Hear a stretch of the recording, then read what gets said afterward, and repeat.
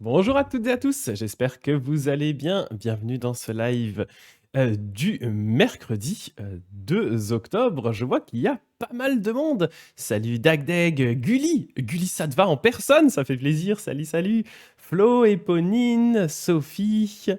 Eh bien, ça fait plaisir de vous voir, Inoshishi aussi, de vous voir tous et toutes là aujourd'hui. Je vois Dagdeg qui dit réunion à 9 heures, qui va devoir quitter brutalement. Il n'y a pas de souci, hein, ça c'est les aléas de la vie font que des fois on n'a pas trop le choix. Il n'y a pas de souci, il n'y a pas de souci. Puis de toute façon, nous on se voit demain. On se voit demain en vrai, Dagdeg. Donc ça va être cool, ça va être très très cool. Je suis content de pouvoir refaire un live avec vous, hein. Ça fait quasiment 10 jours que j'en ai pas fait. Bah, j'ai enchaîné un concert à Lyon.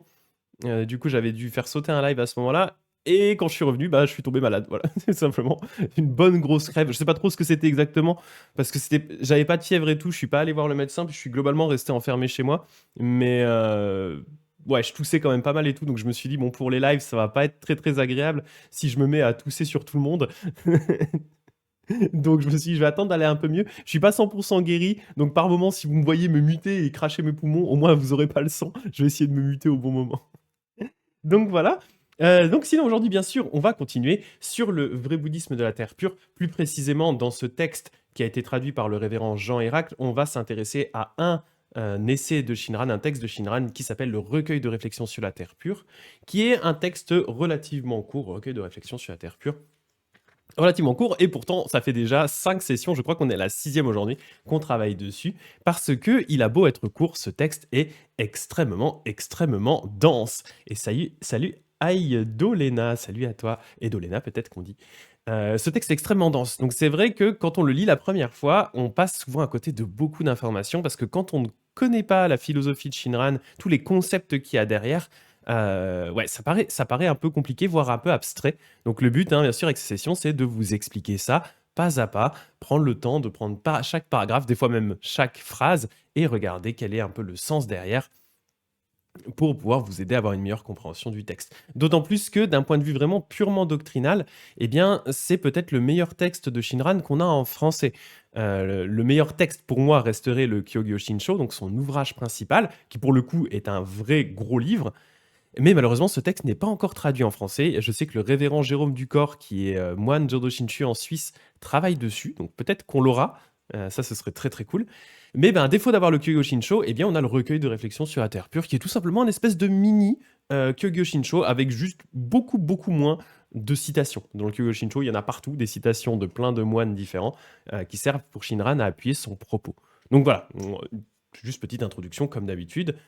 On s'en était arrêté au passage sur la réalisation. On avait traité de l'enseignement, de la pratique et de la foi. Merci Alice pour le soutien. Merci beaucoup, beaucoup. C'est ton 7e mois d'affilée. Merci beaucoup Alice. Merci beaucoup. Donc c'est ça en fait une structure qui est assez classique, hein, dans la création d'un texte qui justifie une école bouddhiste. On va avoir les enseignements, donc sur quel texte on s'appuie. On va avoir la pratique, donc quelle est la pratique qui découle de cet enseignement. Et normalement, on a derrière la réalisation, donc ce dont on va traiter aujourd'hui. Quel est l'objectif, quel est l'effet de cette pratique et de cet enseignement? Qu'est-ce qu'ils permettent de réaliser? Shinran, on l'avait dit, il est un peu particulier parce que entre cette catégorie de enseignement, pratique, réalisation, il va en rajouter une qui est extrêmement importante pour lui, qui s'appelle Shinjin, qu'on traduit en général en français par la foi, la croyance dans le Bouddha Amida, le fait de s'en remettre au Bouddha Amida. Et cet élément de Shinjin, ça va vraiment être la clé de voûte de son texte, un élément qui va infuser vraiment dans tout le texte, qui va se diffuser dans tout le texte, qui représente vraiment la base de son enseignement. Donc voilà, je vais rappeler un petit peu ce qu'on avait vu jusque-là. Et salut Jardin de thé aussi qui est là. Attends, je vais juste regarder parce que j'ai eu des petits changements de settings. Je vais juste mettre le chat. Je sais pas si je peux mettre à peine plus gros parce que là, j'ai du mal à le lire là où je suis. Bougez pas. Bougez pas, bougez pas. Je vous explique. En fait, j'ai voulu faire des tests sur mon téléphone parce que je voudrais streamer IRL, donc en live, mais vraiment me balader en fait avec mon téléphone et être sur Twitch avec vous via le téléphone quand je serai au Japon pour pouvoir faire des lives dans des temples et tout avec vous. Et en fait, j'ai installé un logiciel pour faire ça et il a complètement fait bugger mon logiciel normal que j'utilise sur ordinateur. Et du coup, il y a plein de paramètres que j'ai dû remettre. Et là, notamment, j'ai dû Ah ouais, je vais peut-être faire comme ça. J'ai dû remettre des paramètres par rapport au chat notamment. Et là, j'ai le chat qui est en tout petit et je sais pas comment je fais pour le mettre plus gros. Mais c'est pas grave, au pire, je verrai ça plus tard. Si vous me voyez me pencher sur l'écran, parce que c'est juste que j'ai pas des très bons yeux, quoi. Mais en tout cas, salut à Jardin de Thé qui est arrivé. Merci pour le livre. Jardin de Thé qui dit qu'elle a reçu mon livre. Effectivement, avant de commencer, hein, je fais juste une petite pub. Il y a mon livre, Le Shoshinge de Shinran. Donc, le Shoshinge, c'est un poème de Shinran qui est issu de son ouvrage principal, le Kyogyo Shinsho. C'est un poème qui résume vraiment son enseignement. Et j'ai donc sorti un petit livre qui est dispo sur Amazon. Hein, c'est de l'impression à la demande, c'est de l'autopublication, qui présente donc le Shoshinge ligne par ligne et qui va vous commenter chaque vers du Shoshinge dans le détail. Donc, c'est une bonne introduction aux enseignements de Shinran en parallèle de ce qu'on fait justement dans ces sessions du mercredi ensemble. Donc voilà, et c'est un beau livre à couverture rigide, voilà, qui est imprimé par Amazon. Apparemment, tout le monde est content de la qualité du bouquin pour de l'impression à la demande. Apparemment, c'est vraiment bien fait. Moi, je suis assez content aussi. Puis je n'ai eu que des bons retours pour l'instant, donc ça fait plaisir. Ah si, avec le Shoshinge, c'est vrai que ce sera à faire aussi, ouais, effectivement. Mais c'est vrai que comme je l'ai déjà traité ici, j'ai peur que ça fasse beaucoup de redites, mais ça peut être aussi intéressant, j'avoue, hein. J'avoue. Alors, on va commencer du coup le chapitre sur la réalisation. Juste petite intro sur la réalisation. Shinran, en fait, il faut bien comprendre, on va le voir ici, c'est très clair. Pour Shinran, la réalisation, elle se fait en fait d'une certaine façon en deux temps, ou en tout cas, il y a deux aspects importants de la réalisation, donc vraiment l'objectif, le but qu'on va atteindre par la pratique du Nembutsu, Shinjin, donc le fait de s'en remettre entièrement au Bouddha Amida, qui se base sur les enseignements du coup des sutras de la Terre pure. Cette réalisation, donc je disais, elle est en deux mouvements. En fait, il y a un mouvement dont le but est de nous faire atteindre la naissance dans la Terre pure, qui pour Shinran est l'équivalent du Nirvana. Mais le but, justement, ce n'est pas de s'arrêter à ce premier mouvement qui nous envoie vers la Terre pure, ce qu'on appelle en japonais Oso Eko, donc le transfert de mérite d'Amida pour nous faire renaître dans la Terre pure. Parce que l'idée, c'est pas de dire, bah, vous allez renaître dans la Terre pure et vous allez kiffer la vibe. Comme dans certains sutras, hein, où on vous décrit la Terre pure comme une espèce de petit paradis, on est trop bien, il y a des spas et tout, c'est génial. Non, le but, c'est pas de s'arrêter là. D'où l'importance du deuxième mouvement dont Shinran va parler, qui est le mouvement de retour dans notre monde en tant que bodhisattva, où là, une fois qu'on a atteint la naissance de la Terre pure, immédiatement on revient dans le monde. C'est ce qu'il appelle du coup le Genso Eko, donc le transfert de mérite d'Amida pour nous faire revenir dans notre monde en vue d'aider les êtres. Et donc là, en fait, on va réaliser les activités de bodhisattva en vue de sauver tous les êtres. Et on va d'une certaine façon aider Amida à faire son travail. Donc il y a vraiment ce double mouvement, renaître dans la Terre pure pour revenir ensuite dans notre monde pour aider les êtres. Donc c'est ce qu'on va voir aujourd'hui. Ces deux mouvements, ils sont traités dans le livre hein, en deux petits chapitres séparés. Voilà. Ce qui amène à 21 le nombre de livres sur le Jodo Shinshu à lire aujourd'hui. Oui, c'est vrai par rapport à ma vidéo que j'avais fait avec 20 livres sur le Jodo Shinshu. Effectivement, ça en rajoute un petit. Ça rajoute un petit. J'aurais dû attendre de sortir mon livre avant de faire la vidéo, en vrai. C'est vrai. Alors, je vous lis déjà cette partie-là. Je vais juste bouger ma tête pour la première partie. La réalisation. La réalisation, c'est le fruit merveilleux en lequel s'accomplit la volonté d'Amida de sauver les autres. Elle est révélée dans le vœu de faire atteindre nécessairement la délivrance, le 11e vœu du Bouddha Amida, parmi les 48 du Grand Sutra, lequel s'appelle aussi le vœu de faire réaliser le grand Nirvana, ou encore le vœu promettant le fruit qui consiste à aller dans la terre pure. Cette réalisation, c'est la pureté, la vérité, l'ultime, la perfection, le non-né, le suprême Nirvana. Ici, c'est très clair du coup. Hein. Dans le passage de l'accomplissement du vœu, le sutra dit « Tous les êtres vivants qui renaissent en ce pays-là demeurent dans le groupe des correctement prédestinés. » Et pourquoi donc? Parce que dans cette terre de Bouddha, il n'y a pas de groupe de frossements prédestinés, ni de groupe des non prédestinés. On va revenir sur toutes ces notions, bien sûr, ensemble. Le sutra dit encore « C'est seulement pour se conformer à l'usage des autres mondes qu'on parle à leur sujet de Dieu et d'homme. Leurs visages sont en effet parfaitement réguliers, surpassant tout ce qu'il y a dans le monde, et vraiment hors du commun.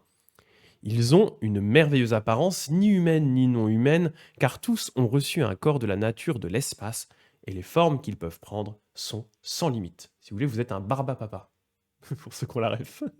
Le sutra dit encore « C'est indéniable, à son trépas, on obtient d'aller renaître au pays de la sérénité. On saute en effet par-dessus les 5 mauvaises destinées, et ces mauvaises destinées se ferment d'elles-mêmes.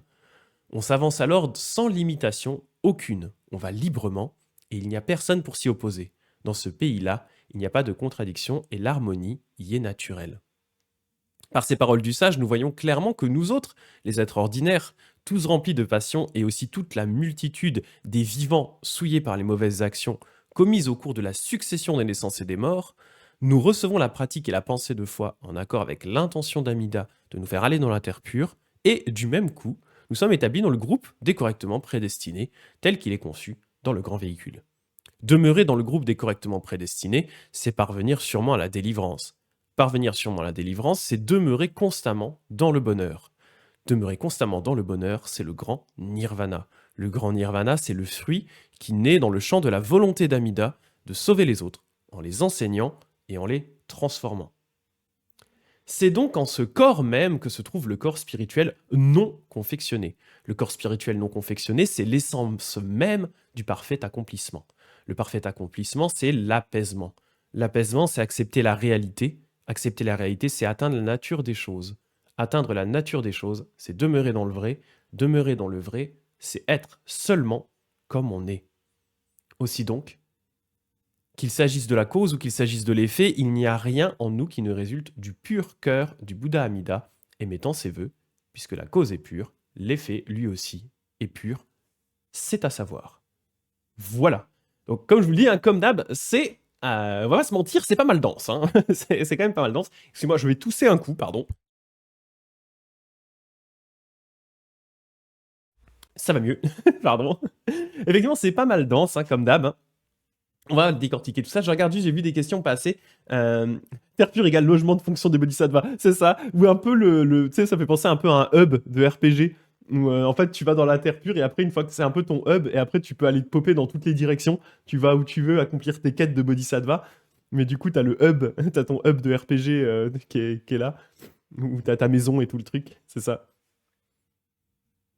Dans le bouddhisme continental, effectivement, c'est un centre de formation pour bodhisattva. C'est vraiment ça, hein, c'est vraiment ça. Mais c'est bien compris, dans Jodo Shinshu, c'est plutôt un guichet, tu y vas pour récupérer les mérites d'Amida pour retourner direct au charbon sauver les êtres. C'est ça, en vrai, c'est ça. Dans la version Jodo Shinshu, c'est vraiment ça, hein, c'est un équivalent du nirvana. Donc en fait, on atteint la naissance de la terre pure, c'est comme si on atteignait le nirvana.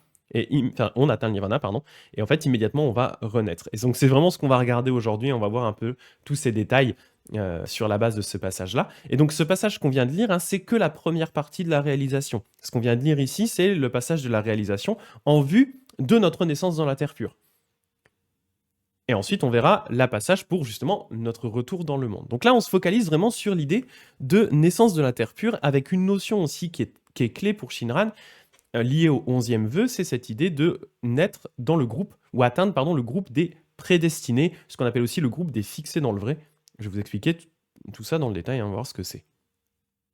Donc justement, on commence par ce passage hein, qui dit « La réalisation, c'est le fruit merveilleux en lequel s'accomplit la volonté d'Amida de sauver les êtres. » Les autres, pardon. Oui, les êtres ou les autres, c'est pareil. Elle est révélée dans le vœu de faire atteindre nécessairement la délivrance, donc le 11e vœu, lequel s'appelle aussi le vœu de faire réaliser le grand nirvana, ou encore le vœu promettant le fruit qui consiste à aller dans la terre pure. Cette réalisation, c'est la pureté, la vérité, l'ultime, la perfection, le non-né, et le suprême nirvana. Donc après avoir traité, hein, ce que je disais, on a traité d'abord justement les causes qui vont nous permettre de renaître dans la terre pure, hein, que sont la pratique, le Lembutsu et la foi, donc Shinjin.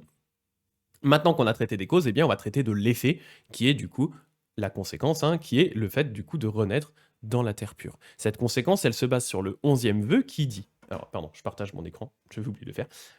Pardon, hop. Voilà. Qui dit « Si moi, devenu Bouddha, les hommes et les dieux de mon pays ne demeurent pas dans le groupe des prédestinés et n'arrivent pas nécessairement à l'extinction, je ne veux pas de la parfaite illumination. » Donc ça, c'est le texte du 11e vœu tel qu'on le retrouve dans le sutra. Le groupe des prédestinés, hein, c'est un terme qui va revenir assez souvent maintenant, c'est justement le groupe de ceux qui vont atteindre sans faute l'éveil. C'est-à-dire, à partir du moment où on a atteint le groupe des prédestinés, eh bien, on est sûr qu'on ne va pas pouvoir régresser vers l'éveil dans notre carrière de bodhisattva. Dans la carrière des bodhisattvas, avant d'atteindre cette espèce d'étape clé, c'est un checkpoint, hein, c'est vraiment un checkpoint de bodhisattva, il faut le voir comme ça. Tant qu'on n'a pas atteint le checkpoint des bodhisattvas, il y a toujours ce risque qu'on régresse sur la voie des bodhisattvas. À partir du moment où on atteint le groupe des prédestinés, c'est une auto-save. Le truc qui save en permanence la progression. Et du coup, bah, on progresse, et on risque pas de perdre ce qu'on a tous les mérites, toutes les choses qu'on avait réalisées par le passé. Donc c'est une étape qui est extrêmement importante pour les bodhisattvas, pour être sûr vraiment qu'ils ne vont pas régresser, parce qu'en fait, hein, les textes nous parlent souvent de bodhisattvas qui se sont lancés sur la voie et qui, ben, au bout d'un moment, sont juste retombés naturellement dans leur travers et ont abandonné et ont dû rencontrer de nouveaux Bouddhas ou nouveaux bodhisattvas pour à nouveau générer l'esprit d'éveil et recommencer à se lancer sur la voie des bodhisattvas. Donc là, on est vraiment sur, voilà, à partir de là, il y a une autosave, il n'y a plus besoin de s'inquiéter dans sa pratique de bodhisattva. Ça fait un peu secte de survivaliste. Non de secte de survivaliste des prédestinés, j'avoue. J'avoue. Donc le vœu, hein, le 11e vœu, a été traditionnellement compris comme indiquant qu'une fois qu'on est mort, eh bien, on renaît dans la terre pure. Et une fois qu'on est dans la terre pure, hein, c'est ce qu'expliquait Éponine traditionnellement, la terre pure était comprise comme étant un environnement d'entraînement pour les bodhisattvas. Donc une fois qu'on était dans cet environnement de pratique, cet environnement complètement adapté pour la pratique des bodhisattvas, ah ben, à ce moment-là, on atteignait le groupe des fixés dans le vrai, le groupe des prédestinés. C'est deux synonymes, hein, prédestiné, fixé dans le vrai. On atteignait le groupe des prédestinés. Donc, on était dans la terre pure, on était dans le groupe des prédestinés, on était sûr de pouvoir continuer dans notre carrière de bodhisattva. Et donc, à ce moment-là, on pratiquait dans la terre pure jusqu'à ce qu'on atteigne le nirvana, en étant sûr de ne pas pouvoir régresser. Shinran, il a une compréhension un petit peu différente de ça. C'est le fameux décalage dans le temps que va faire Shinran. Parce qu'en fait, pour Shinran, c'est dans cette vie-ci qu'on rejoint le groupe des prédestinés. Plus précisément, c'est au moment où on s'en remet entièrement au Bouddha Amida, au moment où notre cœur se tourne vers le Bouddha, au moment où en fait on laisse la compassion et la sagesse du Bouddha entrer dans notre vie et vraiment nous transformer en profondeur, à ce moment-là, on atteint le groupe des fixés dans le vrai. Et donc, c'est au moment où on atteint la mort qu'on atteint le nirvana. Ça, c'est vraiment un élément qui est important pour Shinran, ce décalage dans le temps, tout simplement parce qu'en fait, pour Shinran, on atteint la naissance dans la terre pure dans cette vie-ci. C'est-à-dire qu'on réalise les causes qui nous permettent de renaître dans la terre pure au moment justement où on a cette expérience de Shinjin. Donc, techniquement, on a atteint la terre pure. Il le dit hein, dans une de ses lettres, il dit notre cœur réside à ce moment-là dans la terre pure. Donc, si on a atteint la terre pure, on a donc atteint le groupe des prédestinés de facto. Ça, c'est la technique un petit peu spéciale de Shinran. Il décale tout ça dans le temps. La réalisation, hein, donc ici, n'est pas justement l'atteinte réelle du groupe des fixés dans le vrai directement. En fait, la réalisation, c'est le nirvana suprême. Ce n'est pas que la naissance dans la terre pure, c'est plus ça que je veux dire. Ce n'est pas que la naissance dans la terre pure, c'est vraiment le nirvana suprême qui, pour Shinran, est un synonyme de la terre pure, tout simplement. Et ça va être un petit peu plus clair justement dans le passage sur l'accomplissement du vœu. Hein. Il y a toujours dans le sutra, il y a toujours un passage qui décrit le vœu, un passage qui décrit l'accomplissement du vœu. Des fois, il y a certains vœux qui sont mélangés dans les passages d'accomplissement, mais pour Shinran, il va toujours utiliser les passages d'accomplissement aussi pour apporter des petites précisions. Et des fois, en fait, il va même mettre plus d'emphase sur le passage d'accomplissement que sur le vœu en lui-même. Parce que des fois, le passage d'accomplissement est juste plus clair. Voilà. Et donc, il dit, hein, donc le passage de l'accomplissement du vœu, le sutra dit, tous les êtres vivants qui renaissent en ce pays-là demeurent dans le groupe des correctement prédestinés. Pourquoi? Parce que dans cette terre de Bouddha, il n'y a pas le groupe des faussement prédestinés, ni le groupe des non prédestinés. À nouveau, hein, la compréhension de Shinran, comme je disais, est un petit peu particulière. C'est pour lui le moment qui marque, c'est ce que je disais juste avant, le moment qui marque notre naissance dans la terre pure. Eh bien, c'est l'expérience de Shinjin, cette expérience où vraiment on s'en remet au Bouddha Amida. Donc, comme vu précédemment, hein, même si on est encore dans ce monde-là, soumis à nos passions, notre cœur réside déjà dans la terre pure. Et donc, de ce fait, Shinran comprend que tous les êtres vivants qui renaissent en ce pays-là, comme indiquant en fait tous les êtres vivants qui ont réalisé l'acte qui leur permet de renaître dans la terre pure, c'est-à-dire Shinjin et le Nembutsu. Et donc, c'est ces êtres-là qui ont atteint la naissance de la terre pure. Et donc, sont dès cette vie-ci dans le groupe des prédestinés ou le groupe des fixés dans le vrai. Si le fait d'atteindre le groupe des prédestinés dépendait de nos propres forces, bien sûr, nous pourrions échouer à faire partie de ce groupe et nous pourrions du coup atteindre soit le groupe des faussement prédestinés ou des non prédestinés. C'est bien sûr, pour Shinran, il comprend bien l'idée de dire que il y a toujours cette idée importante hein, qui est qu'on est des personnes normales, ce qu'on appelle des bambous, donc des petits gugus qui sont soumis à leur passion, qui font pas mal de conneries dans la vie. et on n'a pas de réel mérite qu'on puisse transférer. Et donc, clairement, si on devait se baser sur nos propres forces, pour Shinran, on ne pourrait pas, en tout cas, il parle de lui-même aussi, hein, on ne pourrait pas atteindre, des gens comme lui ne pourraient pas atteindre le groupe des prédestinés. Mais justement, le truc important ici, c'est que si on atteint le groupe des prédestinés, c'est grâce au vœu du Bouddha Amida, c'est grâce au 11e vœu. Donc ce n'est pas grâce à notre propre pouvoir qu'on atteint ce groupe, mais grâce à la puissance du Bouddha. Et donc, puisque c'est grâce au pouvoir du Bouddha Amida que nous atteignons ce groupe des prédestinés, au moment où nous nous en remettons à lui, il n'y a pas d'erreur possible. Tous les êtres atteignant la terre pure sont du groupe des prédestinés. À nouveau, c'est parce que ça vient du pouvoir d'Amida et que ça ne vient pas des différentes capacités des différents êtres que, eh bien, il y a un risque d'atteindre le groupe des non prédestinés ou des faussement prédestinés, puisque la cause, c'est Amida, et la cause, c'est Amida pour, du coup, tout le monde de ce groupe-là, des gens qui ont atteint Shinjin et qui, du coup, vont renaître dans la Terre pure. Vu que tout le monde a la même cause, qui est une unique cause qui est Amida, et bien, du coup, l'effet va être le même pour tout le monde.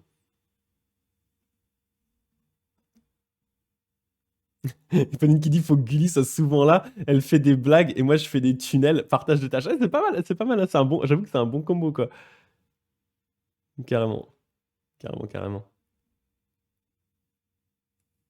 Le sutra dit encore, c'est seulement pour se conformer, je vous juste ma tête pour avoir la fin de la citation, c'est seulement pour se conformer à l'usage des autres mondes qu'on parle à leur sujet de Dieu et d'hommes.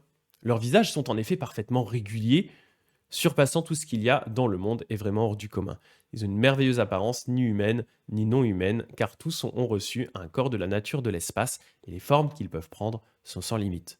Le sutra dit encore, c'est indéniable à son trépas, on obtient d'aller renaître au pays de la sérénité, on saute en effet par-dessus les 5 mauvaises destinées, et ces mauvaises destinées se ferment d'elles-mêmes. On s'avance alors sans limitation aucune, on va librement, et il n'y a personne pour s'y opposer.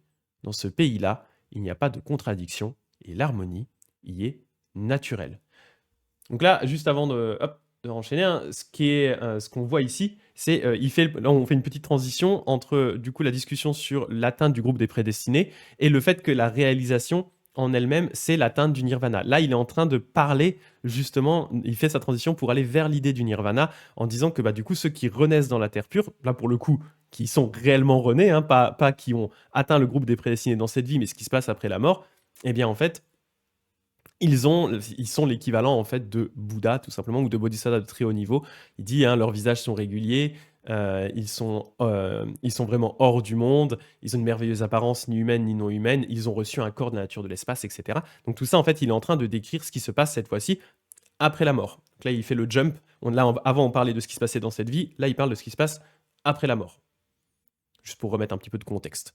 Avec ces deux passages, hein, du sutra, Shinran vient appuyer le fait que la véritable terre pure à laquelle arrivent ceux des groupes des prédestinés est équivalent au nirvana. Les êtres de cette terre, bien qu'on parle d'eux comme des humains ou des dieux, ont en réalité transcendé les formes et peuvent prendre n'importe quelle apparence pour aider les êtres. Ça, c'est une des caractéristiques classiques des bodhisattvas. Eh bien, c'est le fait de pouvoir prendre n'importe quelle apparence pour s'adapter au mieux aux êtres qu'on a en face de soi. Peut-être que certaines personnes ont besoin que le bodhisattva prenne l'apparence d'un chat pour les aider. Voilà, alors, ils prendront l'apparence d'un chat. S'il y a besoin de prendre l'apparence d'un chat, on prend l'apparence vraiment qui est nécessaire pour pouvoir aider les êtres au mieux. Ça fait partie donc des fameux moyens adaptés que déploient les bodhisattvas en vue d'aider tous les êtres. Gilly qui dit, petite question qui a rien à voir, mais est-ce que au-delà du livre à lire, tu prépares les lives? Est-ce que tu as des points que tu te dis que tu vas devoir aborder pendant le streaming ou est-ce que c'est de la pure impro? C'est une très bonne question. Jusque-là, jusqu'avant Milinda et ce texte, j'étais quasiment que en impro. C'est-à-dire que vraiment ma préparation consistait à globalement, dans 90% des cas, juste rapidos relire un coup le passage. Juste pour me dire, ok, de quoi ça parle? Ah oui, ok, du coup, je peux aborder ça. En gros, j'en étais juste à peu près à ce niveau-là, hein. Je me dis, ok, donc je pourrais aborder tel et tel point, mais j'allais pas beaucoup plus loin que ça. Éventuellement, je me disais, ah, ça me fait penser à un autre livre ou à un autre contexte, mais tu vois, ma préparation, elle durait genre 5-10 minutes, le temps de relire le passage, quoi. Là, maintenant, avec ces textes que je fais parce qu'ils sont plus compliqués, le Milinda Pana parce que c'est un sujet que je maîtrise moins et qui, en plus, par moment, est assez obscur, et pas mal, différent au niveau de la culture et cetera. Plus le fait que la traduction est peut-être pas non plus incroyable, incroyable, celle qu'on a en français. Et là, ce texte-là, parce que c'est pas parce que pour le coup je maîtrise pas le sujet, mais c'est plus, enfin, sans dire que je maîtrise le sujet à fond non plus, mais je veux dire par là, c'est peut-être des sujets que j'ai abordés, c'est celui que je maîtrise le mieux. Mais c'est juste que je veux essayer de ne pas oublier de choses. Et surtout ne pas me retrouver en live à devoir aller chercher telle référence. Ah oui, parce que ça me fait penser à tel texte, machin. Là, pour le coup, ceux-là, j'ai vraiment pris le temps de les préparer. Et bah, pour le coup, là, je relis. Mais après, c'est un sujet que je connais relativement, donc voilà, j'ai pas forcément besoin de plus. Je l'ai relu un coup hier soir et c'est tout, quoi. Mais du coup, j'aime ce mélange d'un peu de préparation en général et d'improvisation. Mais là, vraiment, pour ces textes-là, je vais essayer d'être le plus exhaustif possible, tout en restant lisible, hein, bien sûr. Ce que je dis, on pourrait passer des dizaines d'heures juste sur ce texte si on voulait aller vraiment très très loin. Là, le but, c'est que ça reste quand même. Ouais, faut que ça avance un peu quand même, un minimum, quoi. Faut que ce soit buvable. Mais ouais, ouais, c'est un peu. Ouais, ça dur de faire de l'impro sur Shinran et Nagasena. Ben, Shinran, je pourrais, en fait, c'est ça le truc. Mais c'est juste que je perdrais peut-être du temps à aller rechercher des références à droite, à gauche. Et je pourrais pas aller autant dans le détail de ce que j'ai envie de faire là. Ça serait peut-être moins structuré aussi. Mais c'est vrai que vraiment les premiers lives que je faisais jusqu'à Nagasena et Melinda, et encore ce que je fais d'ailleurs maintenant avec Sudana, hein, c'est de l'impro. Hein, c'est vraiment de l'impro quasi totale, quoi. Je lis un coup le texte et puis j'y vais, quoi. Je lis un coup le texte et j'y vais. C'est, j'aime bien en fait, mais je suis quelqu'un qui a une nature qui aime l'improvisation en général, en fait, même en musique par exemple. C'est pour ça que j'ai des handpan derrière moi parce que j'aime jouer en impro. Euh, j'aime ce côté imprévisible. C'est pour ça aussi que je préfère les lives par exemple au fait de faire des vidéos écrites. Parce que l'écrit, tu écris ta vidéo et derrière, bon, bah, tu la récites. Pour l'instant, bah, après je vais voir. Peut-être à terme je vais en faire aussi, mais ouais. Mais c'est une bonne question, merci en tout cas, ouais. Carrément. Donc, vous disiez, voilà, ils peuvent prendre en fait donc n'importe quelle forme pour pouvoir aider tous les êtres, hein, ces bodhisattvas qui ont vraiment qui sont renés dans la terre, qui ont pu atteindre la naissance dans la terre pure, qui sont dans la terre pure, donc qui ont atteint le nirvana en réalité. Hein. Ils ont atteint donc cet état où ils peuvent prendre n'importe quelle forme, comme tout grand bodhisattva de haut niveau qui se respecte. Il dit aussi en atteignant la terre pure, hein, on saute par-dessus les 5 mauvaises destinées que sont pour rappel les dieux, les humains, les animaux, les enfers, les esprits affamés. Il y a d'autres versions où il y en a plus, mais ça c'est les classiques, hein, du humain, animaux, enfer, esprits affamés. C'est-à-dire en fait tout simplement qu'on sort en fait du cycle des naissances et des morts. Quand on dit on saute par-dessus les 5 mauvaises destinées, et ces mauvaises destinées se ferment d'elles-mêmes, eh bien ça veut dire tout simplement qu'on saute par-dessus le cycle des naissances et des morts, on sort et on ferme les mauvaises destinées. On n'a plus de risque de retourner dans ces mauvaises destinées. En tout cas, plus de risque d'y retourner involontairement. Ça, c'est ce qu'on va voir dans la deuxième partie, hein, la partie du retour dans ce monde. Le bodhisattva va en fait retourner dans ses destinées, mais il va y aller volontairement, il va décider comment, sous quelle forme, etc., etc. Ce qui n'a rien à voir avec le fait de subir ses destinées comme subirait les destinées à un être normal. Cette terre est une terre d'harmonie, sans limitation, opposition ou contradiction. Hein. Donc tout ça, c'est à nouveau pour expliquer qu'on parle bien ici du nirvana. Hein. Ces éléments sont caractéristiques du nirvana en opposition à notre monde actuel, qui est le samsara.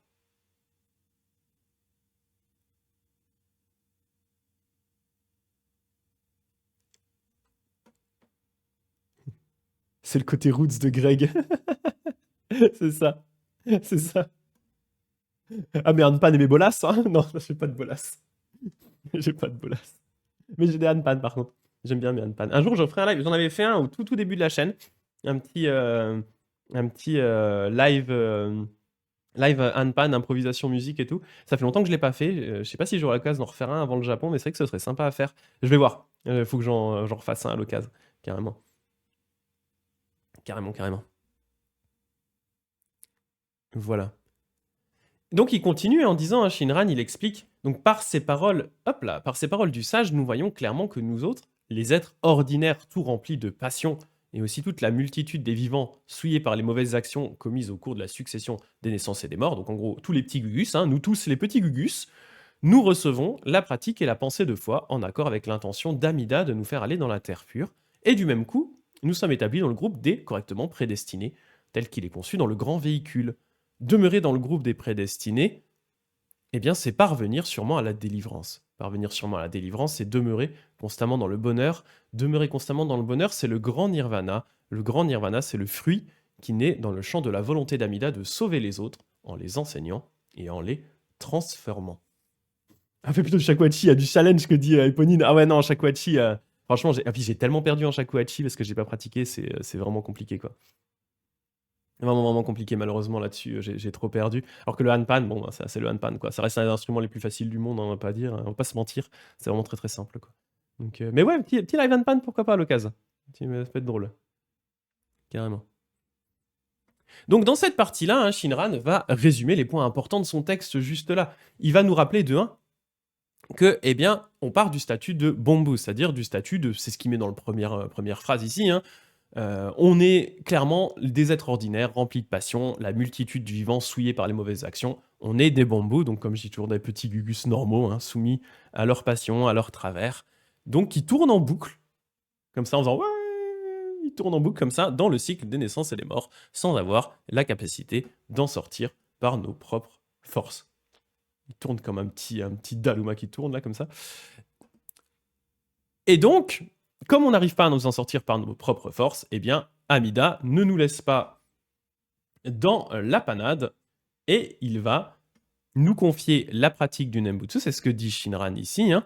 Nous recevons la pratique et la pensée de foi en accord avec l'intention d'Amida de nous faire aller dans la terre pure. C'est vraiment, on l'avait vu dans les sessions d'avant, hein, il va nous donner la pratique du Nembutsu et il va également nous donner Shinjin, donc cette foi dans le Bouddha Amida. En fait, elle provient également du Bouddha Amida via le 18e vœu. Donc il nous donne la pratique et Shinjin, il nous donne les causes qui nous permettent de renaître dans la terre pure.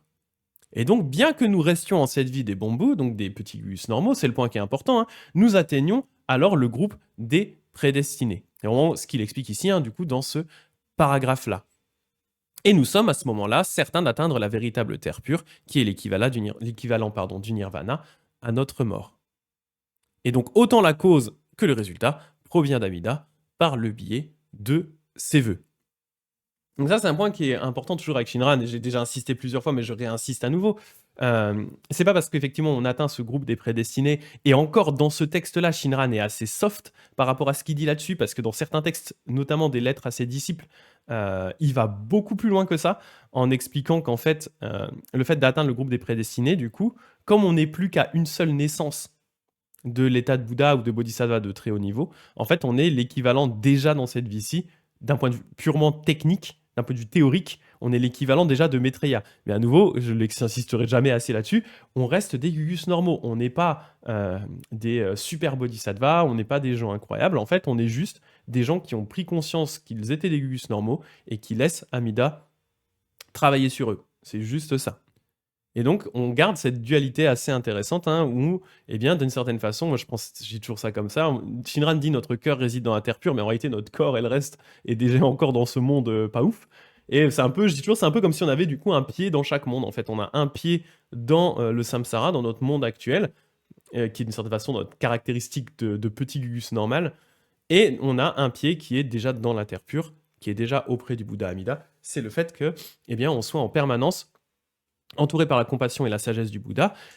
Shinran explique, hein, c'est vraiment Amida, on est saisi par Amida qui ne nous lâche plus, comme s'il nous tenait par la manche. Moi j'ai une très grande manche, il nous tient par la manche et il ne nous lâche plus. Et donc, c'est pour ça d'ailleurs aussi qu'on atteint ce groupe des prédestinés, hein, c'est parce qu'en fait on est toujours, on est attrapé et protégé par Amida. Donc voilà, ça c'est un point qui est extrêmement important que je voulais réinciter à nouveau. Hein, dire, voilà, on reste des gugus normaux. Shinran dit bien sûr, c'est ce qu'il dit ici, hein, c'est on est des gugus normaux, on reçoit la pensée de foi et la pratique d'Amida en vue de notre naissance dans la terre pure, et du coup, nous sommes établis dans le groupe des prédestinés, et du coup, on va pouvoir atteindre le grand nirvana. Voilà, et il insiste, je mets ici d'ailleurs, hein, cette phrase est intéressante, hein, pardon, j'ai ma tête dessus. Le grand, oui, je suis allé trop loin. Le grand nirvana, c'est le fruit qui naît dans le champ de la volonté d'Amida de sauver les autres en les enseignant et en les transformant. Il y a cette idée, hein, vraiment de justement nous enseigner et nous transformer en vue de faire de nous des véritables bodhisattvas. Et tout ça, c'est la volonté d'Amida de nous faire sortir du cycle des naissances et des morts, du cycle de la souffrance. Voilà. C'est donc en ce corps même que se trouve le corps spirituel non confectionné. Le corps spirituel non confectionné, c'est l'essence même du parfait accomplissement. Le parfait accomplissement, c'est l'apaisement. L'apaisement, c'est accepter la réalité. Accepter la réalité, c'est atteindre la nature des choses. Atteindre la nature des choses, c'est demeurer dans le vrai. Et demeurer dans le vrai, finalement, c'est être seulement comme on est. Dans ce passage, donc Shinran va utiliser plusieurs expressions pour rendre d'une certaine façon intelligible la réalité de ce qu'on va appeler l'incité, le corps de la loi, qui est une réalité justement indescriptible, donc c'est compliqué de la décrire du coup, indescriptible, et que nous atteignons quand justement on renaît dans la terre pure, donc au moment où on meurt, pardon, au moment où on atteint le nirvana. Donc comme je disais, hein, bien que nous restions des êtres en cette vie-ci, des êtres ordinaires, des bons des petits gugus normales, suite à l'expérience de Shinjin, eh bien, le cœur du Bouddha nous est confié. Ainsi donc, c'est en notre propre corps que se trouve déjà d'une certaine façon le corps spirituel, ou le cœur, si vous voulez, non confectionné, le cœur d'Amida, en fait, hein, c'est le corps ultime du Bouddha, mais aussi le corps ultime que nous atteindrons dans la terre pure. Le corps spirituel que nous réaliserons ultimement en naissant dans la terre pure et celui d'Amida qui nous est confié dans cette vie sont au final les mêmes. Ce corps spirituel, c'est ce qu'on appelle le corps de la loi ou Dharmakaya. C'est en fait un corps qui est identique pour tous les Bouddhas, qui se confond avec la nature de la réalité, qui reste inchangé, impérissable. Donc ce corps de la loi, en fait, d'une certaine façon, pour Shinran, ce corps de la loi, notre corps de la loi, notre corps spirituel, en fait, comme on n'est pas capable de faire quelque chose de bien par nous-mêmes, eh bien c'est Amida qui nous le donne, et du coup, ça devient notre propre... Le cœur d'Amida devient notre propre Dharmakaya, notre propre corps spirituel, et donc, tout simplement, quand on meurt, d'une certaine façon, on a déjà le même corps qu'Amida, et on va faire le travail d'Amida dans la foulée, en fait. Salut Loutrinette qui est là aussi. Donc le passage Dharmakaya, c'est peut-être un petit peu compliqué, mais ce qui est assez intéressant, d'ailleurs je suis surpris que j'en ai pas parlé ici, ouais, j'aurais pu parler un peu plus de la dernière phrase qui est intéressante. Demeurer dans le vrai, c'est être seulement comme on est. En fait, Shinran a une notion qui est importante qui s'appelle Jinen, qui s'appelle le naturel, qui est justement le fait que, eh bien, à partir du moment où on s'en remet au Bouddha Amida, on a atteint un certain état de compréhension et de réalisation, donc on est pleinement conscient de l'efficacité du Bouddha Amida, de son action sur le monde. Et en fait, derrière, eh bien, ce qui nous reste à faire, c'est tout simplement de vivre d'une façon naturelle, tout en se sachant entouré par cette compassion et cette sagesse. Cette compassion et cette sagesse, en fait, elles vont nous transformer, elles vont faire de nous des personnes meilleures, mais elles vont le faire naturellement. Donc en fait, on va naturellement devenir quelqu'un de meilleur, et c'est ce qu'il appelle le naturel. Donc on n'a pas besoin, nous, de nous efforcer par des pratiques complexes à devenir meilleur. Tout simplement, ce qu'on a à faire, c'est laisser le Bouddha travailler sur nous, et naturellement, on va devenir quelqu'un de meilleur. Voilà, et c'est ce qui me dit, demeurer dans le vrai, c'est être seulement comme on est, c'est d'une certaine façon le naturel. Donc on n'a pas besoin d'essayer de changer sa nature profonde, notre nature profonde va se changer d'elle-même par l'action d'Amida, en fait. Voilà. Et donc, il termine ce premier passage sur la réalisation en disant hein, ainsi donc, qu'il s'agisse de la cause ou qu'il s'agisse de l'effet, il n'y a rien qui ne résulte du pur cœur du Bouddha Amida émettant ses vœux. Puisque la cause est pure, l'effet est aussi pur également, hein, c'est à savoir. Donc, il complète ici, c'est un paragraphe qui est quasi copié-collé de celui qu'on avait dans le chapitre sur la foi, où il précisait que la pratique et la foi, qui sont la cause, ou Shinjin, hein, qui sont la cause de notre naissance dans la terre pure, proviennent uniquement du Bouddha Amida. Mais là, il rajoute. Il dit, mais oui, mais également la conséquence, le fait que nous atteignons le nirvana, provient aussi du pur cœur d'Amida qui se concrétise par le biais de ses vœux. Ainsi donc, autant la cause que l'effet viennent d'Amida, hein. Ainsi, puisque la cause est uniquement Amida qui est parfait et pur, l'effet est également pur. Notre degré d'impureté personnelle ne rentre absolument pas en ligne de compte. Donc là, ça rejoint aussi le paragraphe juste avant, où Shinran dit, en fait, c'est un vœu qui s'adresse à des gugus normaux. Et ces gugus normaux, grâce à ce vœu, peuvent atteindre l'état des prédestinés, l'état des fixés dans le vrai, l'état des personnes qui sont certains d'atteindre le nirvana. Ensuite, à leur mort, ils atteignent le nirvana. Et ensuite, ils vont revenir dans le monde. Et c'est là où on va en arriver maintenant. Donc ça, c'était la première partie. Hein. C'est ce qu'on appelle du coup Oso Eko dans on va dire le dialecte Jodo Shinshu. Donc le transfert en français, c'est le transfert de mérite d'Amida en vue de notre naissance dans la terre pure. Ce qui va beaucoup plus court en japonais, Oso Eko. Le transfert de mérite d'Amida en vue de notre naissance dans la terre pure.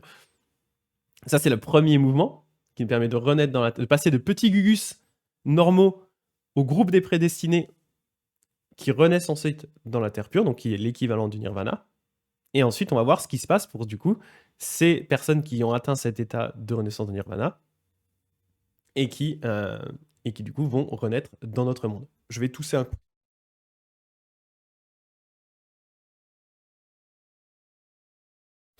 Ça va mieux. Oui, les termes sont un peu compliqués, Dharmakaya. Et puis là, en plus, je rajoute des mots en japonais, je mets du sanskrit, je mets du japonais.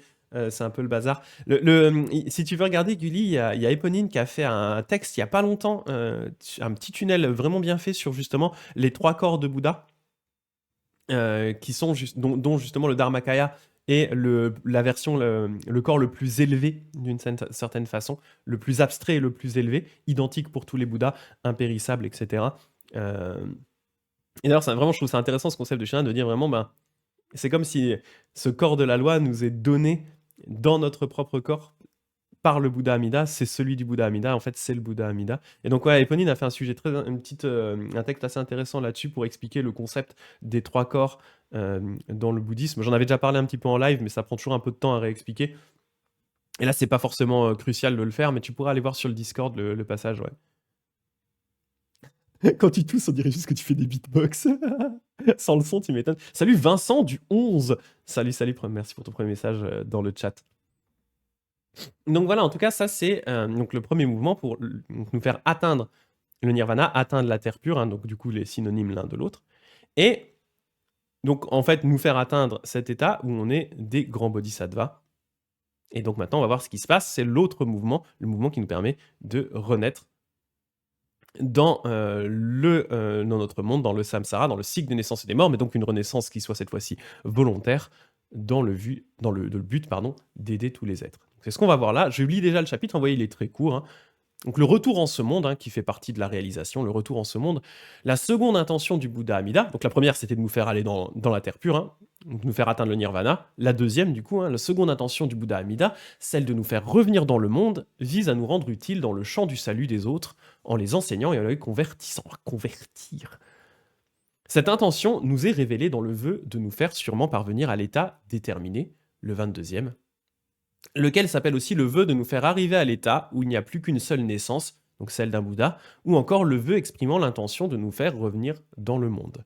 Dans le passage de l'accomplissement de ce vœu, le sutra dit « En ce pays-là, les bodhisattvas arrivent tous en définitive à l'état où il n'y a plus qu'une seule naissance, sauf ceux qui, en vertu du vœu originel, émis en faveur de tous les êtres, se parent eux-mêmes des qualités d'une promesse universelle dans le but d'aller partout pour délivrer tous les êtres vivants. » Par ces paroles du sage, nous voyons clairement que c'est par le gain sans mesure et inconcevable de la promesse universelle de la grande compassion et de la grande amitié que nous allons jusqu'à retourner dans l'épaisse forêt des passions afin d'y ouvrir et d'y guider tous les êtres vivants. Nous imitons alors les vertus de la bonté universelle du Bodhisattva, Fugen, lequel a compassion de tous les êtres vivants. Ainsi donc, que nous allions dans la terre pure ou que nous en revenions, il n'a rien en nous qui ne résulte du pur cœur du Bouddha Amida, émettant ses vœux. C'est à savoir. Ah merde, j'ai oublié de switch de caméra, pardon. Excusez-moi. Je viens de vous lire tout le passage sans le texte, je m'excuse. excusez. De toute façon, on va reprendre les passages un par un, pardon, j'étais concentré. Changement de caméra, j'ai oublié de changer les caméras. En plus, je suis même pas sur le bon truc, c'est celui-là. Quel enfer. On va dire que c'est parce que je suis encore un peu malade, hein, la vieille excuse. Donc voilà. Le retour dans ce monde, donc petit chapitre assez court. On va commencer par la première partie qui dit justement, donc la seconde intention du Bouddha Amida, celle de nous faire revenir dans le monde, vise à nous rendre utiles dans le champ du salut des autres en les enseignant et en les convertissant. Cette intention nous est révélée dans le vœu de nous faire sûrement parvenir à l'état déterminé, on parle ici du 22e vœu, lequel s'appelle aussi le vœu de nous faire arriver à l'état où il n'y a plus qu'une seule naissance, celle d'un Bouddha. Ou encore, le vœu exprimant l'intention de nous faire revenir dans le monde. Donc cette phrase, hein, la seconde intention du Bouddha, celle de nous faire revenir dans le monde, vise à nous rendre utiles dans le champ de salut des autres, en les enseignant et en les convertissant. À travers ce retour dans le monde, ça c'est un point qui est important, hein, Shinran s'inscrit complètement dans l'idéal Mahayana. Le but, ici, hein, si c'était clairement justement de ne pas s'arrêter au premier passage sur la réalisation où on dit on atteint la terre pure, on kiffe la vibe, on est dans la terre pure, ouais c'est trop bien, c'est un paradis, ouais, on va kiffer toute la vie. Ce n'est clairement pas ici le but de Shinran. Il va bien sûr plus loin.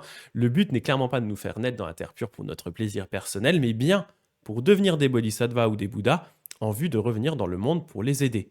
Ainsi, dans le Kyōgyō-Shinsho, hein, son ouvrage principal, Shinran va citer un passage du commentaire de Tanluan qui dit justement supposons donc qu'il y ait une personne qui, sans éveiller l'esprit aspirant à l'illumination suprême, donc sans vraiment recevoir Shinjin, entend simplement dire que la félicité est ininterrompue dans ce pays, donc on kiffe la vibe à fond, et souhaite y naître pour cette félicité. Il souhaite vraiment y naître pour être bien, pour se mettre bien.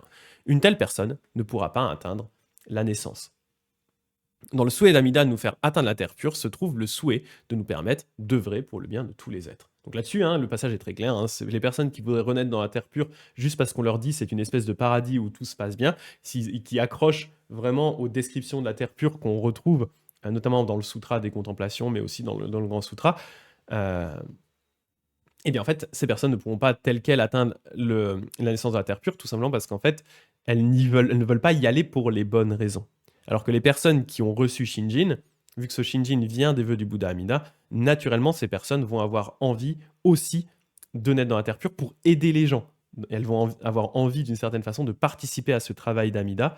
Et donc, naturellement, elles vont vouloir œuvrer pour le bien de tous les êtres, même si dans leur corps actuel, on va avoir l'occasion d'en parler, hein, même si dans leur corps de bambou actuel, elles n'en ont pas la capacité, mais au moins, cette envie est présente. Cet idéal du bodhisattva est présent. Le reste de ce passage, du coup, fait référence au fameux 22e vœu qui dit, alors je vais vous le lire, le passage du 22e vœu est assez compliqué à comprendre, il est un peu long. On en a déjà discuté hein, quand on avait traité le sutra, mais il est un peu long, et le passage qui va décrire sa réalisation est un petit peu plus clair. Je vous lis quand même le 22e vœu. Si je deviens un Bouddha, tous les bodhisattvas des terres des Bouddhas des 10 quartiers qui renaîtront en mon pays arriveront nécessairement à l'état où il n'y a plus qu'une seule naissance, sautant par-dessus les degrés ordinaires, à savoir la série des 10 étapes, la pratique de la présence immédiate et les vertus de Fugen. S'il n'en est pas ainsi, je ne veux pas de la parfaite illumination. Il y a toutefois une exception pour les bodhisattvas qui se manifesteront eux-mêmes en vertu de leur vœu originel, revêtiront l'armure du vœu universel à l'intention de tous les êtres, accumuleront des racines de vertu pour le salut de tous les êtres, parcourront toutes les terres, tous les pays de Bouddha en développant les activités d'un bodhisattva, et en servant les Bouddhas réalisés des 10 quartiers, convertiront les êtres innombrables comme les sables du Gange, les conduisant à la surpassable vérité. Donc, le vœu est long et assez compliqué. Mais il va être assez bien résumé dans le paragraphe qui suit, qui parle justement de sa réalisation, hein, qu'on va voir juste après, ce sera plus clair pour tout le monde. La réalisation, le passage dit, hein, dans le passage de l'accomplissement de ce vœu, le sutra va expliquer, en ce pays-là, donc dans la terre pure, hein, les bodhisattvas arrivent tous en définitive à l'état où il n'y a plus qu'une seule naissance, sauf ceux qui, en vertu du vœu original émis en faveur de tous les êtres, se parent eux-mêmes des qualités d'une promesse universelle, dans le but d'aller partout pour délivrer tous les êtres vivants. Donc pour clarifier un petit peu ça, hein, ce qu'on dit ici, c'est qu'en fait, en atteignant la terre pure, les bodhisattvas, ça c'est la façon dont on peut le comprendre, en atteignant la terre pure, les bodhisattvas vont sauter par-dessus les pratiques normales des bodhisattvas, et ils vont atteindre l'état où il n'y a plus qu'une seule naissance. L'état qu'il n'y a plus qu'une seule naissance, ça veut simplement dire qu'au moment de la mort, ils vont devenir automatiquement des Bouddhas. C'est-à-dire que quand on dit l'état où il n'y a plus qu'une seule naissance, c'est qu'en fait, ils ne sont plus qu'à une vie d'atteindre l'état de Bouddha. C'est-à-dire leur vie actuelle et leur dernière vie avant d'atteindre l'état de Bouddha. Au moment où ils meurent, ils vont atteindre l'état de Bouddha.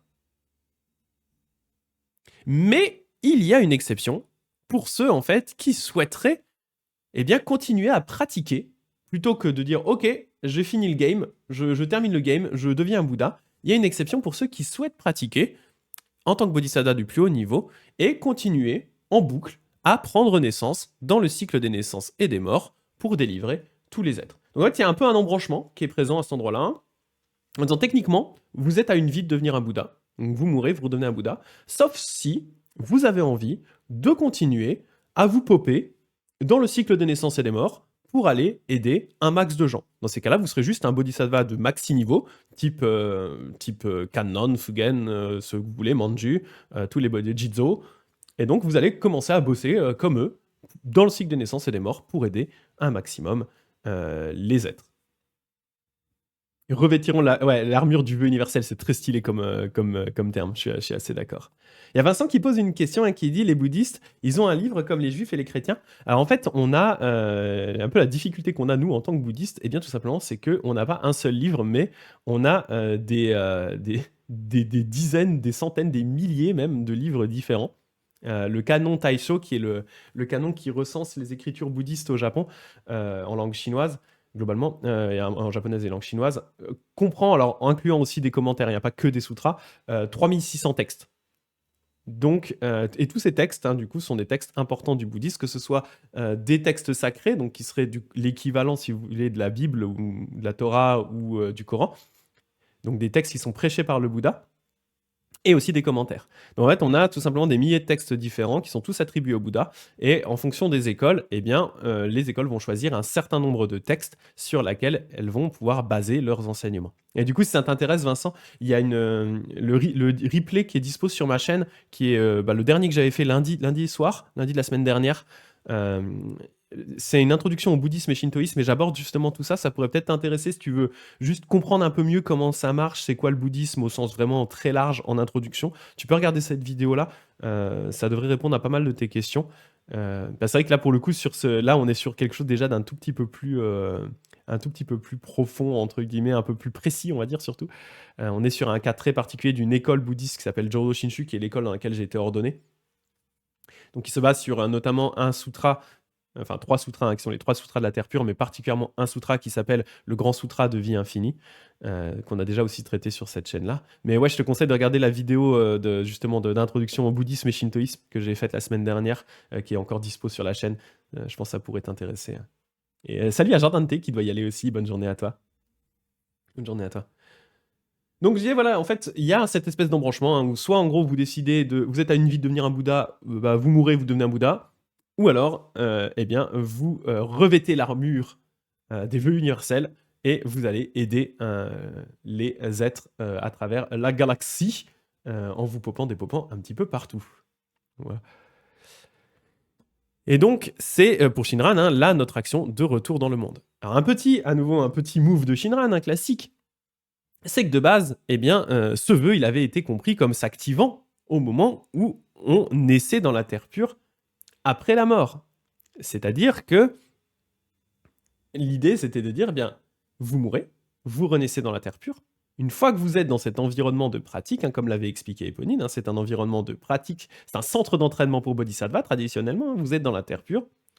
Une fois que vous êtes dans cet environnement-là, vous atteignez le groupe des prédestinés, ce qu'on avait déjà vu juste avant, et vous n'êtes plus qu'à une vie de devenir un Bouddha. Donc vous pouvez pratiquer, et au moment où vous mourrez, vous devenez un Bouddha, ou alors bien vous décidez, maintenant que vous êtes dans la terre pure, vous décidez d'aller vous dépoper un petit peu partout. Donc voilà, ça c'était l'élément qui est important. Shinran, il fait un petit décalage par rapport à ça, en ce qui concerne cette histoire d'être à une seule vie. Pour lui, justement, l'idée de dire qu'on a l'état où il n'y a plus qu'une seule naissance, eh bien, c'est justement l'état qu'on atteint déjà ici dans notre vie, vu qu'en fait, pour lui, au moment où on meurt, eh bien justement, on atteint directement le nirvana, et là, on va pouvoir retourner aider les êtres. Donc l'idée de être à une seule naissance, pour lui, c'est quelque chose qui s'active non pas dans la terre pure au moment de la mort, comme quoi on serait dans la terre pure, on aurait besoin de remourir dans la terre pure pour devenir un Bouddha. Lui, il le comprend comme étant actif dès maintenant, en même temps que justement c'est le fait d'atteindre le groupe des prédestinés.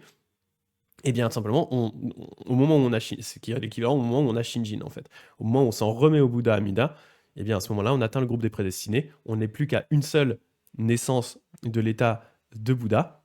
Et en fait, la façon dont il le comprend, c'est de dire que du coup, tu as une seule naissance de devenir un Bouddha. Au moment où tu meurs, en fait, c'est à ce moment-là que tu atteins le nirvana. Et en fait, c'est à ce moment-là où justement, tu te pars des vertus du vœu originel et que tu vas aller aider tous les êtres dans la galaxie.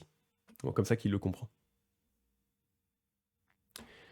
Et justement, le passage suivant du Tannisho va illustrer assez bien la compréhension de Shinran. Il explique dans le Tannisho, hein, euh, la compassion dans la voie des sages, elle s'exprime par la pitié, la sympathie et le soutien envers tous les êtres. La voie des sages, hein, c'est toutes les autres voies bouddhistes en dehors de celle de la terre pure. Donc vraiment les voies type zen, etc., qui mettent l'accent sur les pratiques personnelles, la voie du bodhisattva, en fait de devenir soi-même, par soi-même, un bodhisattva. Donc il dit dans la voie des sages, la compassion, elle s'exprime par la pitié, la sympathie, le soutien envers tous les êtres. Mais Shinran, là-dessus, il est réaliste. Il dit, mais il est cependant bien rare de pouvoir aider quelqu'un autant que nous le souhaitons réellement. C'est-à-dire qu'on a beau être un pratiquant de très haut niveau dans les autres branches du bouddhisme, eh bien en réalité, si on est honnête avec ses propres capacités, eh bien on se rend compte qu'on ne peut pas forcément facilement aider les êtres autant qu'on l'aimerait. On a nos limitations de petits gugus normaux, nos limitations de bambou. Et donc, il met en opposition la compassion dans la voie des sages avec la compassion dans la voie de la terre pure, où il explique la compassion de la voie de la terre pure. En fait, elle consiste à atteindre rapidement l'état de Bouddha en disant le Nembutsu et avec un corps de compassion et d'amour vrai à sauver tous les êtres autant que nous le souhaitons. En cette vie, finalement, peu importe à quel point nous ressentons de la pitié ou de la sympathie pour quelqu'un, il est impossible de l'aider autant que nous le souhaitons. Ainsi, notre compassion reste limitée. Seule notre récitation du Nembutsu manifeste la compassion parfaite et infinie, qui est vraie, réelle et sincère. Donc, ce qui veut dire par là, ici, hein, c'est que, justement, dans la voie de la terre pure, le but, eh bien, c'est justement d'atteindre rapidement cet état de Bouddha ou de Bodhisattva de haut niveau. Hein, donc, c'est vraiment ce qu'il est en train d'expliquer ici, en disant le Nembutsu, pour pouvoir ensuite, avec un cœur de compassion, sauver tous les êtres, revenir les aider. Donc on a bien conscience qu'on est limité dans nos actions dans notre monde. Et il le dit ici, hein, finalement, dans notre monde, la seule chose qu'on peut vraiment faire, c'est réciter le Nembutsu pour manifester la compassion parfaite et infinie, qui est vraie, réelle et sincère. C'est-à-dire, en fait, s'en remettre dans cette vie-ci au Bouddha Amida, réciter le Nembutsu, laisser le Bouddha Amida travailler sur nous, mais en acceptant le fait que du coup, on ne peut pas faire grand-chose, on reste très limité. Ça ne veut pas dire qu'il faut rien faire. Hein. C'est pas ce qu'on dit, rien faire pour aider les autres, mais ça veut dire qu'il faut accepter le fait qu'on est extrêmement limité dans notre capacité à aider et à sauver les êtres. Et donc, ça c'est vraiment le point encore un des aspects qui montre le côté très réaliste. C'est même pas du pessimisme, c'est du réaliste, hein, le côté très réaliste de Shinran par rapport aux capacités des êtres normaux. En disant, bah ouais, quand on voit les descriptions des bodhisattvas et quand on voit ce qu'on peut faire dans la vraie vie pour aider les gens, oui, on est un peu limité, quoi. Donc, bah, le but, c'est d'atteindre justement cet état de bodhisattva de haut niveau le plus rapidement possible, donc en s'en remettant au Bouddha Amida, en atteignant le groupe des prédestinés dans cette vie, en atteignant l'état, du coup, où on n'est plus qu'à une seule naissance du nirvana ou de l'état de bodhisattva de haut niveau. Et une fois qu'on meurt, immédiatement, on atteint cet état, hop, et on retourne aider les êtres. Voilà. Je vois qu'il y a une question de Vincent qui dit dans le bouddhisme, est-ce qu'il y a un personnage qui s'appelle Maitreya? Oui, alors il y a un Bouddha, un futur Bouddha. Un Maitreya, c'est le futur Bouddha de notre monde. Le bouddhisme, si tu veux, pour expliquer rapidement, hein, c'est une religion, une des rares religions qui professe le fait qu'elle va finir par disparaître et s'éteindre, parce qu'une des notions importantes du bouddhisme, c'est la notion d'impermanence. Donc, puisque tout est impermanent, tout finit par se dégrader et disparaître, eh bien, le bouddhisme ne fait pas exception. Donc, on parle de ce concept de la roue des enseignements, où en fait, quand un Bouddha arrive dans notre monde, il va lancer la roue des enseignements, il va la faire tourner, et cette roue des enseignements, eh bien, elle va tourner, elle va tourner, elle va tourner, puis ben, au bout d'un moment, elle va ralentir, ralentir, ralentir, et finir par s'arrêter. Et au moment où elle s'est arrêtée, eh bien, c'est à ce moment-là que le bouddhisme a disparu du monde, et pour réactiver cette roue, eh bien, il faut un nouveau Bouddha pour relancer la machine, relancer un coup de la roue. Et donc notre futur Bouddha, celui qui a été professé par notre Bouddha historique, le Bouddha Shakyamuni, eh bien c'est un Bouddha qui s'appelle Maitreya, qui est actuellement en train de s'entraîner en tant que bodhisattva de très haut niveau pour être capable de devenir un Bouddha et revenir relancer la roue des enseignements une fois que elle se sera complètement arrêtée. Voilà. Gulli qui dit, est-ce que, outre les petites cérémonies ponctuelles auxquelles participe Eppo, le bouddhisme a des grosses fiestas comme le christianisme avec Pâques, Noël, etc. Oui, oui, il y a des grosses fiestas. Oui, oui, oui, on est sûr, il y a des grosses fiestas. J'en profite pour remettre la question tout à l'heure. Ah, j'ai peut-être raté, pardon. Tu penses rendre les lives dispo format podcast sur des plateformes dédiées? Ah, c'est une bonne question, je t'avoue. J'hésite à, je pense aussi potentiellement faire des vidéos YouTube et des podcasts plus tard. C'est-à-dire des trucs qui soient un petit peu plus écrits ou en tout cas, un peu le même genre de ce que je fais là, tu vois? Mais, du coup tout seul, tout seul devant ma caméra, ce qui va me stresser. En fait, comme je sais que la caméra me stresse quand j'ai pas de public en face, même si c'est un public, entre guillemets, que c'est un chat virtu que je mais je sais qu'il y a des gens en face, tu vois? Si j'ai pas ça, je me sens stressé devant une caméra, j'ai du mal à être naturel. Mais je me dis que peut-être le fait de le faire sous format podcast, c'est-à-dire juste audio, pourrait marcher. Donc je commence un peu à me poser la question de comment, sous quelle forme, etc. faire ça à l'avenir.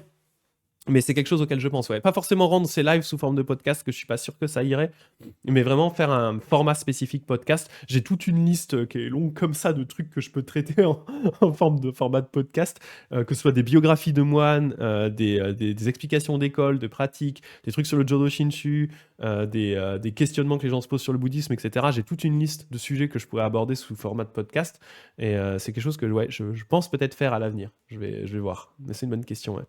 Et par rapport, oui, effectivement, à ta question sur les cérémonies, effectivement, ouais, il y a des grosses cérémonies, hein, bien sûr. Elles vont pas être forcément toutes les mêmes en fonction des pays, mais tu as des classiques, par exemple la cérémonie qui commémore le parinirvana, donc le parinirvana du Bouddha. Tu as des cérémonies pour la naissance du Bouddha aussi, où là c'est vraiment les grosses fiestas, etc. Hein. Ouais, ouais, il y en a complètement, ouais. Il y a des grosses, grosses cérémonies. Vraiment les classiques, genre naissance du Bouddha et parinirvana, donc le moment vraiment où il meurt, sont des classiques qu'on retrouve globalement dans tous les pays bouddhistes. Après, il y a aussi des cérémonies plus ponctuelles et spécifiques en fonction des traditions et des pays. Mais ouais, ouais, c'est carrément. Ça n'y manque pas. Hein, c'est forcément. C'est tellement euh, intégré dans la culture des pays que voilà, c'est vraiment bah, comme dans toutes les religions globalement, quoi. Bien sûr. Bien sûr. Amandine qui disait, je pensais la semaine dernière, pour Spotify, ce serait cool, mais merci. Ouais. Je pense que ça pourrait être sympa. C'est un truc qui peut être intéressant à faire aussi. Hein. Mais sous une autre forme. En fait, je pensais éventuellement vraiment faire ça. C'est des épisodes qui seraient sous format plutôt audio. Les mettre à la fois sur YouTube et sur voilà, les plateformes de streaming. Pardon, de streaming. Les plateformes de podcast et écoute audio. Et sur YouTube, je mettrais juste genre tu vois, juste une image fixe. Et puis je parlerai dessus, un peu comme font des gars comme le précepteur ou des trucs comme ça sur YouTube. Euh, Ça peut être des formats plus courts, c'est ça. Et des formats qui seraient plus courts, bien sûr, ouais. Des trucs qui tourneraient peut-être plus autour du quart d'heure, de la demi-heure, voire 45 minutes max, en fonction des sujets.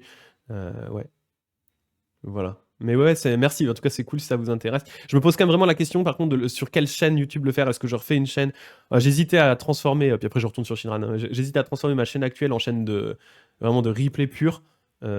Et créer une chaîne spécifique pour ça, j'hésite. Je sais qu'on en avait déjà discuté, tout le monde, vous étiez globalement pas d'accord avec l'idée, mais je me pose la question quand même, quoi. Des shorts à la Thibaut Inchep's. Down, la team Jodo Shinshu, ouais, c'est ça.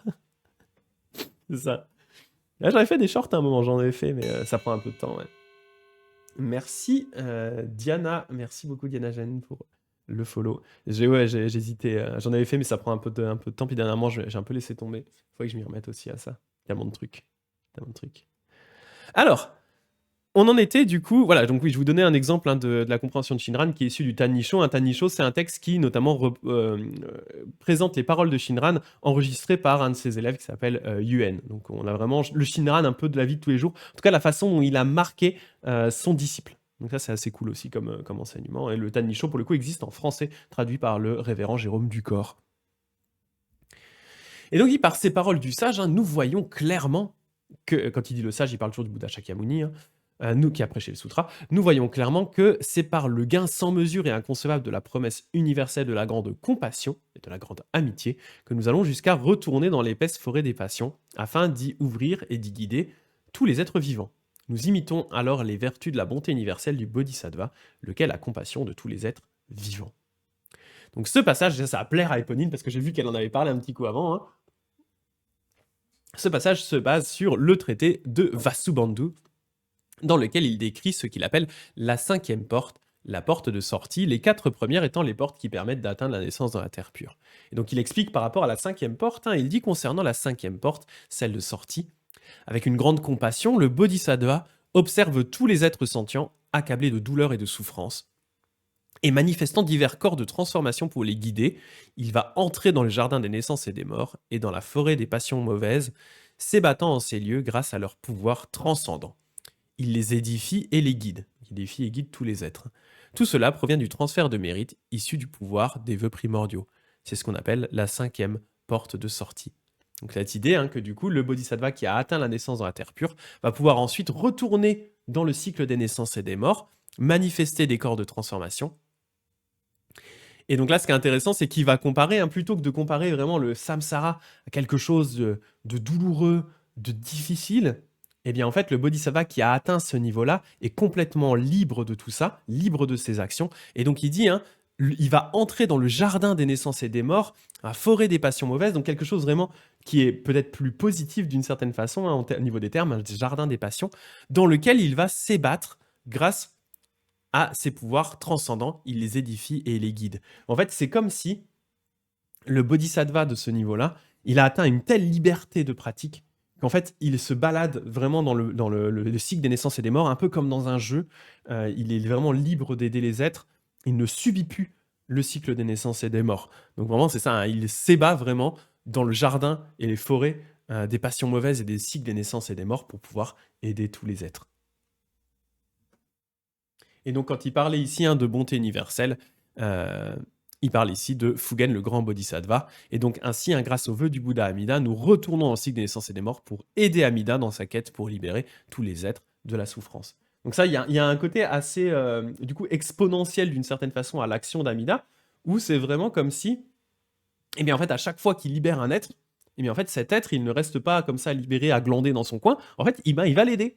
Donc, en fait, on se retrouve avec une armée dans le sens positif du terme, ou plutôt un groupe, tout un tas de gens, un pays de bodhisattvas qui, du coup, font l'œuvre du Bouddha Amida, l'aident à libérer tous les êtres, parlent même du Bouddha Amida, etc. etc. Et du coup, ça amplifie comme ça cette pratique, parce que la pratique de ces êtres qui ont atteint ce niveau-là devient la pratique d'Amida aussi. Donc ils deviennent vraiment exactement comme Amida, ils ont atteint le même corps de la loi, et puis ils vont continuer à aider tous les êtres, donc vraiment de plus en plus d'êtres aident de plus en plus d'êtres qui aident de plus en plus d'êtres. Voilà. Et Ponine qui dit à juste titre, c'est vraiment en ça que la terre pure est à l'opposé du paradis, car le but n'est pas du tout de jouir d'une vie éternelle en cette terre pure, cette terre de jouissance, mais bien d'en ressortir le moment venu. C'est ça. Et pour Shinran, le moment venu, c'est genre maintenant. C'est genre immédiatement après l'avoir atteint. Pardon. C'est-à-dire, on n'attend pas 107 ans, c'est hop, on est dans la terre pure, et hop, on va aller se retourner dans le cycle des naissances et des morts, quoi.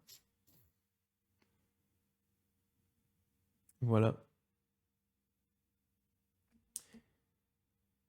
Ainsi donc, que nous allions dans la terre pure ou que nous en revenions, il n'y a rien en nous qui ne résulte du pur cœur du Bouddha Amida, émettant ses vœux. C'est à savoir. Et donc, c'est la conclusion du chapitre sur le retour dans ce monde, qui va compléter celle des chapitres précédents sur la foi et la réalisation, où du coup, on a une illustration parfaite du système de Shinran, vraiment le cœur philosophique du système de Shinran, qui est une notion qui lui vient de Tan Luan, le penseur chinois. C'est cette notion de pouvoir autre qu'on va appeler Tariki, c'est-à-dire que ce soit notre pratique du Nembutsu, que ce soit notre foi Shinjin, que ce soit notre atteinte de l'état de grand bodhisattva, notre atteinte du groupe des fixés dans le vrai, notre atteinte du groupe des grands bodhisattvas quand on meurt, et notre retour dans le monde pour participer aux activités d'Amida, rien de tout cela ne provient de nos propres forces. Tout cela provient du Bouddha Amida, du cœur du Bouddha Amida, de ses vœux, en fait, de la volonté du Bouddha Amida d'aider tous les êtres, donc en fait de faire en sorte que tous les êtres sortent du cycle des naissances et des morts, pour pouvoir ensuite y retourner en tant que grand bodhisattva pour aider les autres.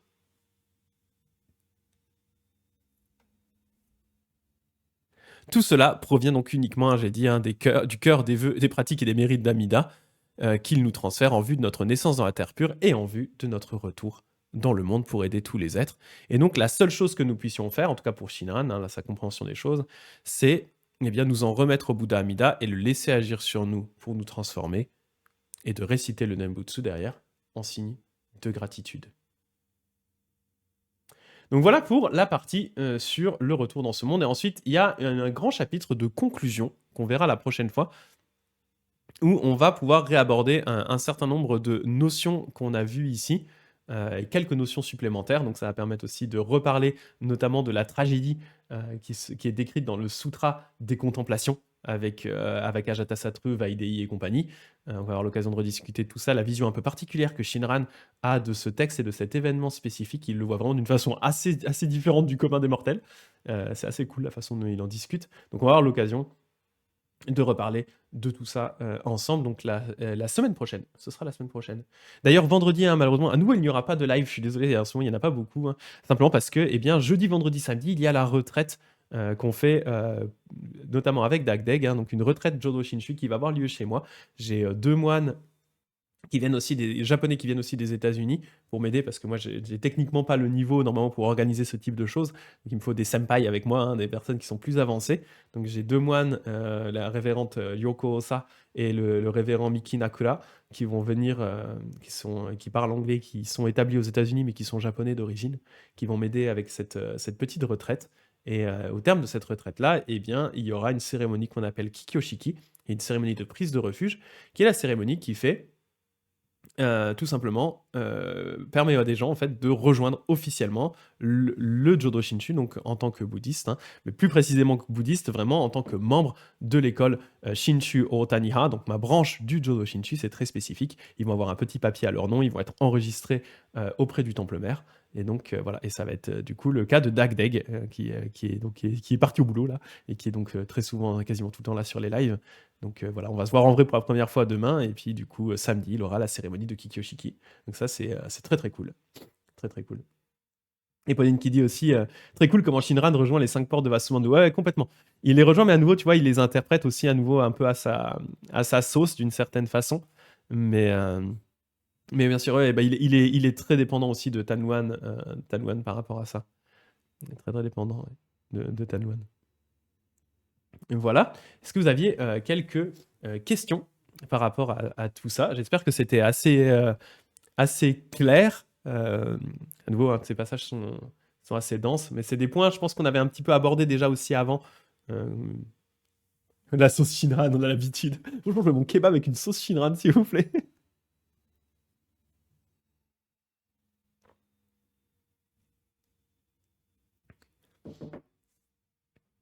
Voilà. Et puis, bon, normalement, lundi, hein, on reprend enfin les lives sur le Petit Soudana. On va arriver à faire les lives sur le Petit Soudana. C'est vrai que j'ai eu pas mal, ils ont eu pas mal passé, quoi.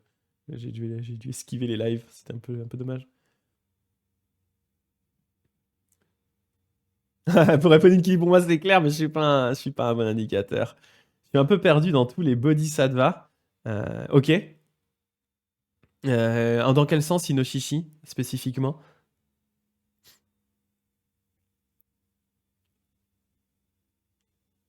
Ah, autour d'Amida, les body. Ok, ok, ok. En fait, d'une certaine façon, si tu veux. Donc, bon, je pense. Déjà, le concept de bodhisattva, je pense, est peut-être clair pour toi, mais je peux peut-être le réexpliquer rapidement. Hein. Fugaen, Kanon, etc. Ok. En fait, si tu veux, dans.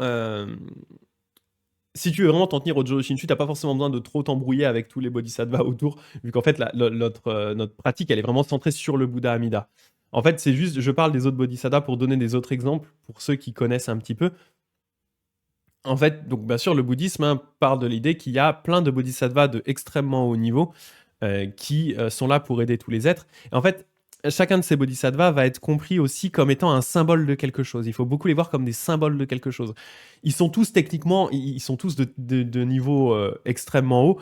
Techniquement, ils ont tous les mêmes actions. Ils font tous à peu près la même chose. Ils peuvent tous aider les êtres de la même manière. Mais d'un point de vue vraiment pratique, ils représentent quelque chose de particulier. Kannon, c'est le bodhisattva qui représente la compassion absolue. Fugen, par exemple, c'est le bodhisattva qui représente les pratiques, les vœux et les pratiques des bodhisattvas. Monju, c'est le bodhisattva qui va représenter on va dire vraiment l'esprit d'éveil, le début de la carrière du bodhisattva.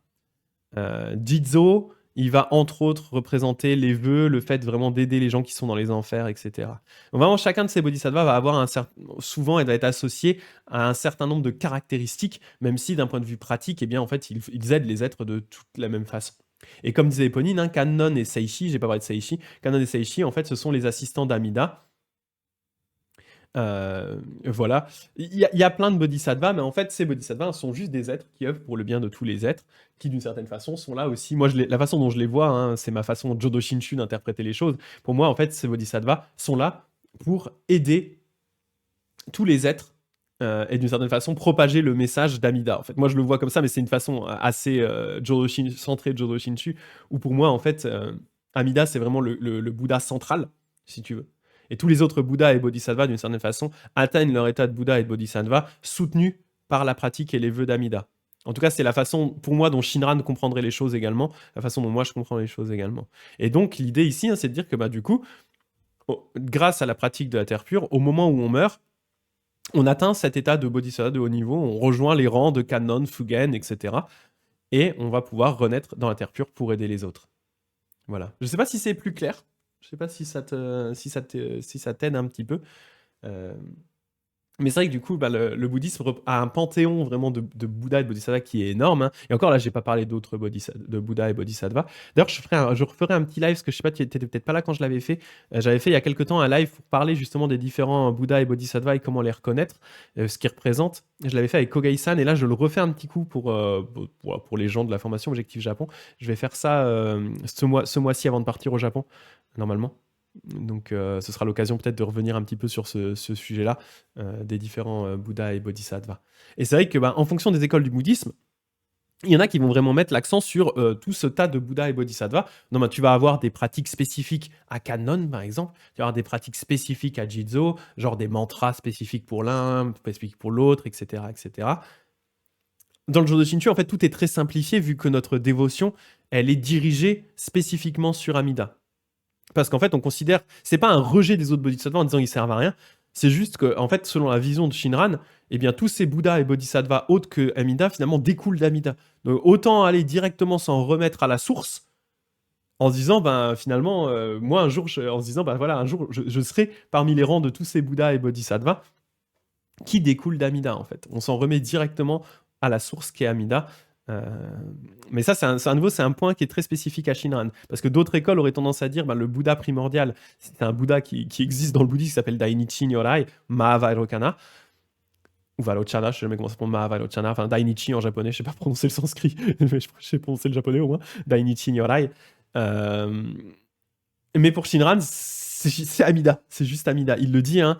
En fait, il y a les sutras qui disent que Amida, ça ne fait que quelques kalpas qu'il est devenu un Bouddha, mais en vrai, c'est un Bouddha qui est beaucoup plus vieux que ça. C'est un Bouddha qui est beaucoup plus vieux que ça. Et il le dit, en fait, pour lui, Amida, c'est un Bouddha qui vient directement de l'incité, en fait, de la vacuité de l'état naturel des choses, du nirvana. C'est comme si c'était le nirvana personnifié, en fait, qui a pris une forme sous la forme du bodhisattva dharmakara, donc la forme de Amida quand il était un pratiquant, et qui ensuite, du coup, a déployé l'activité de Bouddha.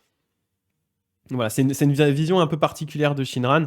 Euh, c'est la façon dont lui il le comprend. En fait, pour Shinran, Amida serait la source tout simplement parce qu'en fait, un des vœux d'Amida, c'est que tous les autres Bouddhas prononcent son nom. Et vu que le fait de prononcer le nom, c'est la pratique de s'en remettre au Bouddha Amida, la pratique qui est choisie par Amida elle-même, enfin lui-même, pardon, ou elle-même, pour faire en sorte que tous les êtres deviennent des Bouddhas, et bien en fait, pour lui, c'est la source d'une certaine façon de tous les autres Bouddhas et Bodhisattvas. Voilà. Et d'une autre façon, si on veut aller plus loin et qu'on n'accepte pas forcément cette compréhension de Shinran, il y a aussi la logique du bouddhisme qui dit qu'en fait, d'un point de vue de la réalité ultime, ça le terme de Dharmakaya dont on a parlé avant, au niveau de la réalité ultime, en fait, tous les Bouddhas sont identiques, peu importe ce qu'ils font. En pratique, on les voit différemment, avec nos petits yeux déformés, on les voit différemment, sous différentes formes, sous différents attributs. On les voit associés à des vœux spécifiques, à des attributs spécifiques, à des récompenses spécifiques. Mais en pratique, ils atteignent tous, dans la réalité ultime, le même corps qu'est le Dharmakaya, le corps de la loi. Ils sont tous identiques, en fait. Voilà. Et c'est une compréhension qui est un peu spécifique, un petit peu spécifique à Shinran, ça. Voilà. Voilà. Ah oui, merci du coup, Éponine, d'avoir répondu à Vincent. Excuse-moi, j'ai été concentré sur mon truc et j'avais pas vu la question de Vincent au passage.